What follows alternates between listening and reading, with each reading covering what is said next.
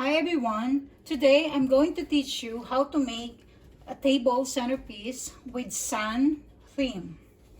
First, we have here the sun foil balloon, which is 18 inches. We will also need 4 pieces 5 inches balloons wide. Also, we will need 4 5 inches yellow balloons,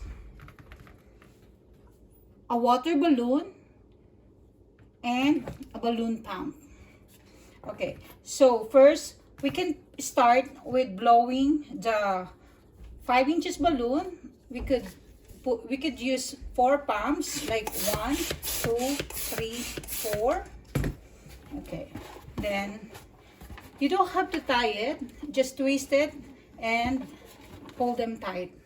Then next, you can have your next yellow balloon. 1, 2, 3, 4. Again, twist it and tie them together like this. Okay. Then we will do the same with another 2 more yellow balloons. 1, 2, 3, 4. And then another one. 1, 2, 3, 4. Okay, again, we'll tie them together and then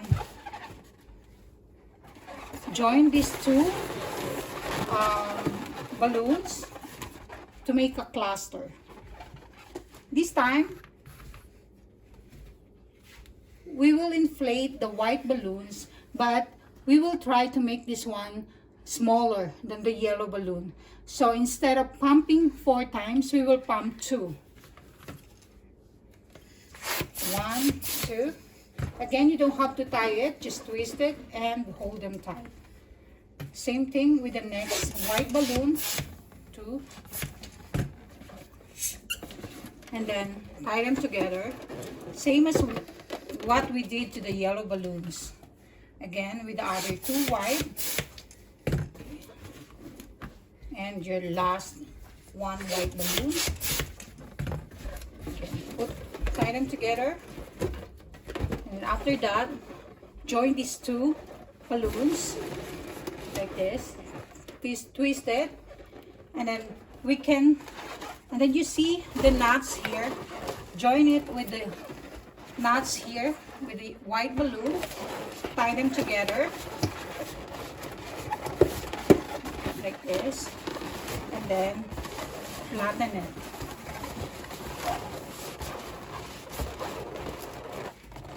So this time we could put the weight.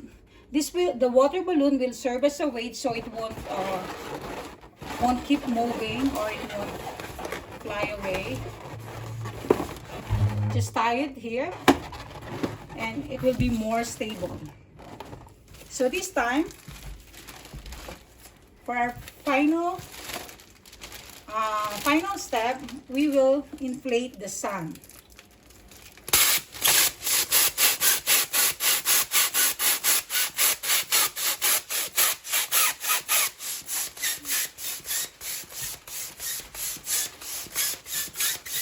It will take a while. So if you need a bit exercise, this is a good one.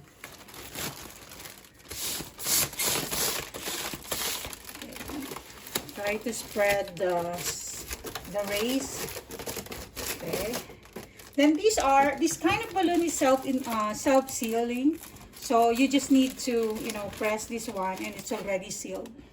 By the way, this kind of balloon lasts for a year when it's inflated. Yeah, just, So we have it here, the inflated sun. We will just tie it here.